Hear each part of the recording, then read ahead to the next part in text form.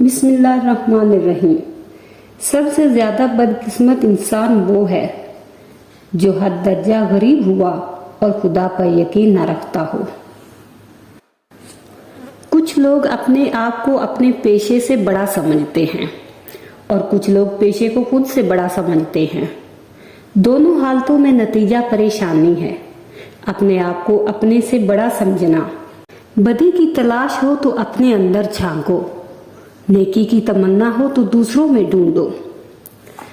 غریب وہ ہے جس کا حاصل اس کی آرزو سے کم ہو، جس کی آرزو حاصل سے کم ہو وہ امیر ہے، یا یوں کہ غریب وہ ہے جس کا خرچ اس کی آمدن سے زیادہ ہو، امیر وہ ہے جس کی آمدن خرچ سے زیادہ۔